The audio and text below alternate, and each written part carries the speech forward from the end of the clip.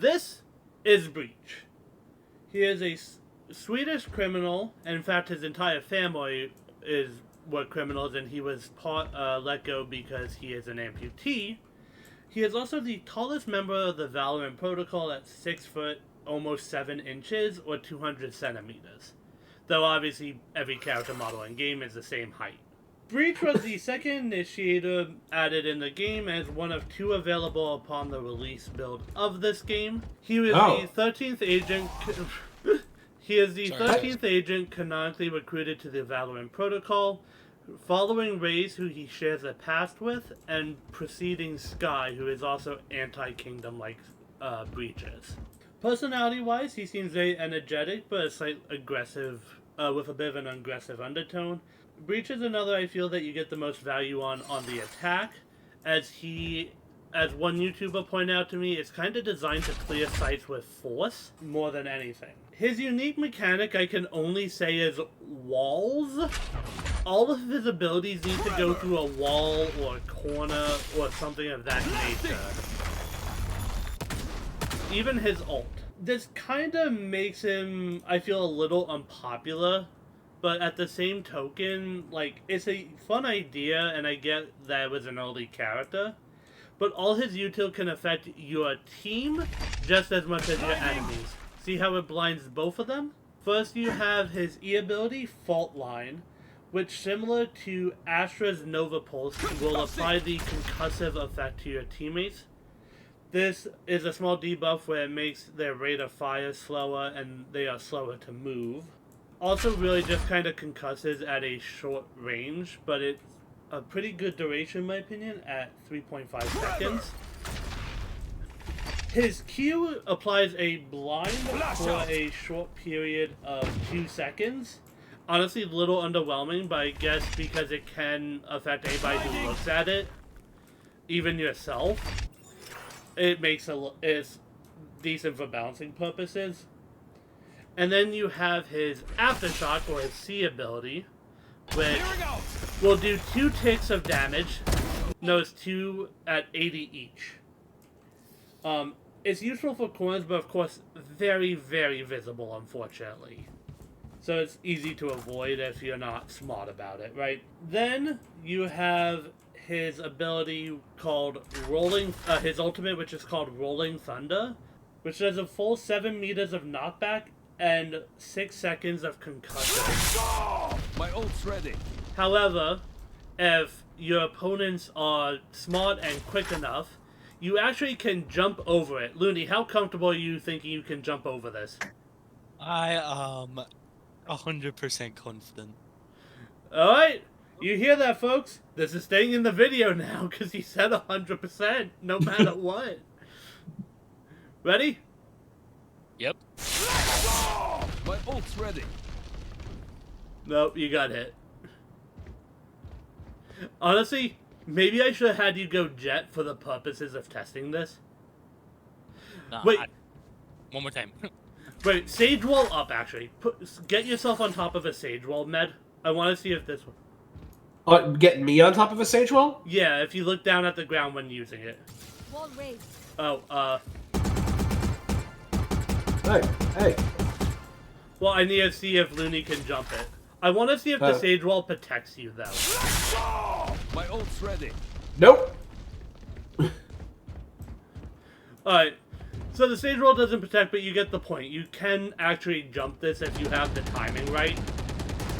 Which, especially the fact that it is a 9-point ultimate, one of the 4 highest... Is it 4?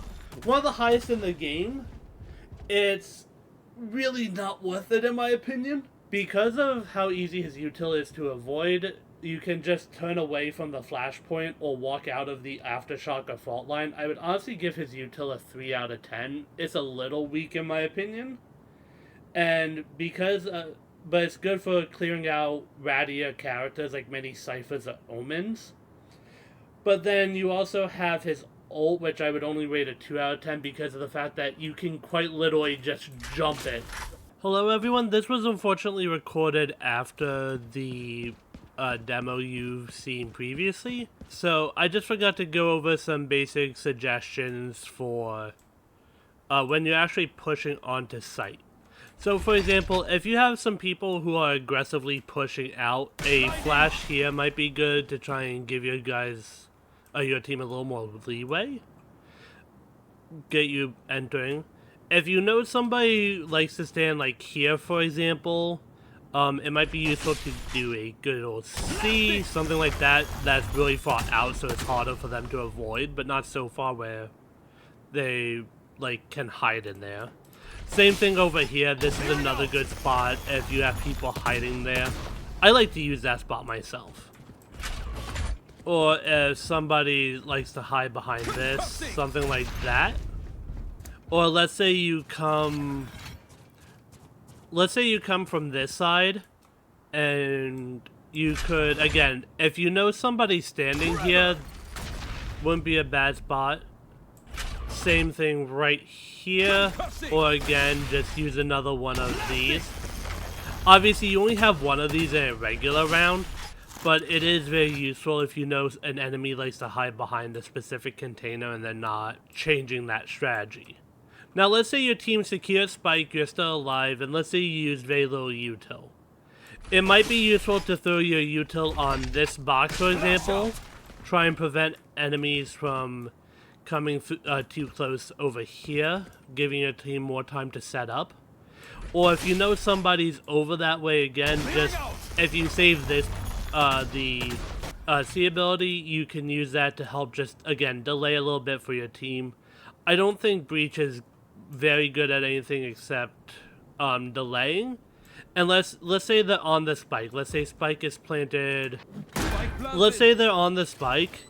It might be really good if you saved util to do something like this and 1-2 punch them. It makes it really hard because Breach's utility is very good together, in my opinion.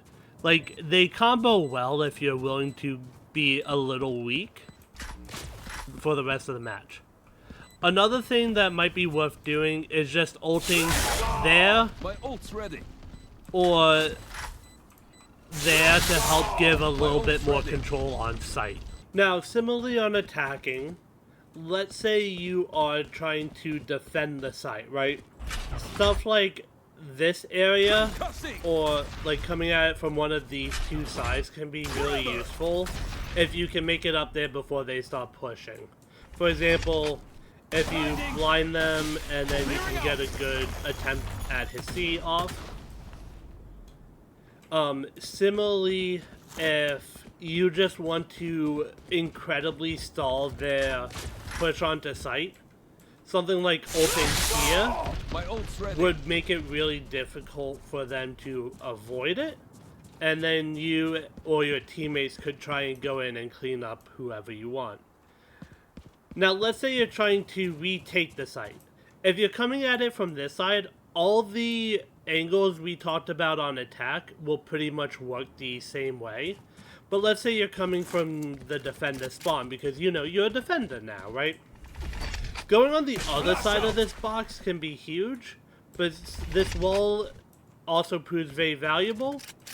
If you're trying to prevent them from planting and you know they're going to plant either here or here, just throwing the C, I believe it's called Aftershock at them, can help try and stop the spike from going down or even get a hit. And these boxes are really good. They do well at making sure Breach has some boxes to work with. You could do something like, if you think they're going to be there, or if you think they're going to be hiding in this hallway. And again, this box is very much the same. Breach is somebody I do view as, honestly, I viewed him as purely good on attacking before this, but I do feel him at a lot more of a balanced light, but I do think he still has an attacker bias, especially just when you consider how well the abilities combo each other, right? Stunning, blinding, damaging, all can work really well together, especially if you know you can get a good hit on an opponent, right? Characters like Breach and Sky and Gecko, in my opinion, do better when you know where somebody is. Silver, KO, Fade do better when you're just trying to find where they are, in my opinion. But again, see, all the same structures are what I would encourage you really to use, depending on what angle you're coming at this from. Never be afraid to innovate with new walls, by the way. Never be afraid to do that. The last thing to mention for Breach is the best way to avoid his utility, really, is taking slightly more long-range angles, avoiding walls.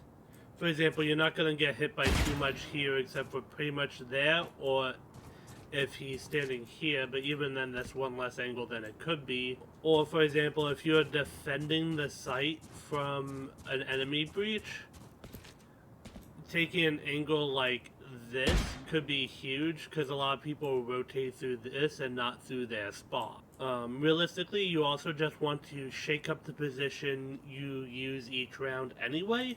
For example, let's say you've been hiding here for the last 2 rounds. Maybe a slightly more aggressive angle here, just to shake it up a little bit. Obviously, this isn't great game advice, but just if you're trying to avoid breach's util, this box just to keep the breach on his toes, right? As for his agent pass, similar to Astra, I did just want to highlight a couple things. I do personally quite enjoy his hammer gun buddy at hammer time buddy at level 6, as well as the call out to my life at 8 with the catastrophic title. But this has been a beginner friendly guide to Breach. I hope this helped. Please remember to like, comment, and subscribe if you aren't already to the channel. And I hope you have a good day and stay safe. Bye!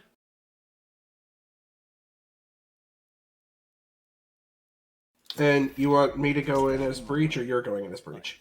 You don't even have Breach, though, do you? No. I have the guy that looks like Breach in like 5 years. Honestly, Med, this is not a character we're testing shit with. Oh, okay. It's more, you're here to show how his shit can affect affect his teammates. Okay, so it doesn't matter who I pick? Yeah. You can pick Jett, Phoenix, whoever. Does not matter. Cool. This will be like the one time ever that you'll ever see me play as Sage. Never say never, Med. Never say never. Yeah. I'm sure one of these videos I'll need you to pose as a Sage. I mean, that being said, if I ever, actually, get a family doctor and get my transition going, I would love to cosplay as Sage. Can you stand here, Looney? Yes. God, the knife is distracting from the character model, and that's saying something for fucking Breach. Yeah, no, I actually really like how that looks. Alright. No, the flash was... This one looks like you're trying too hard. The flash is just the right amount of cool. I mean, I could do this one as well. The flash has another, like, visual element, though, that I do really appreciate. What are you doing? You look like you're about to try and make a basketball when you look up. Look up. From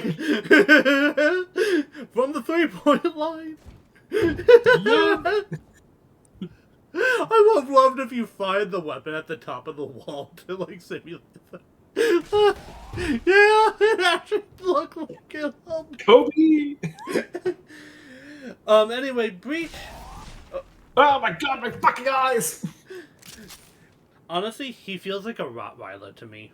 Like, he has very Rottweiler energy. It certainly did. Similar first to you Astra's have... fuck. I don't know why this is fun. Just having somebody actually sit in the way of my Breach attacks for once, right? Oh god, I'm punch drunk. Alright. Oh. That too. By the way, I don't know, Japan, if you wanted to do another recording of that because you said it concusses your teammates. It doesn't matter because it can concuss your teammates too. See? Okay. Oh god, I'm punch drunk again. All of his abilities can negatively affect your team. That's why I don't think he's very popular. Looney, can you actually move more to the middle of the space so I can highlight that? Thank you. You can just look away from his aftershock or, like, walk out of the fault line and the flat. I'm sorry. Let's see. My ult's ready. Yeah. I'm sorry, that's just fun. I'm sorry. Let's see how you like it. Leave match. Uh,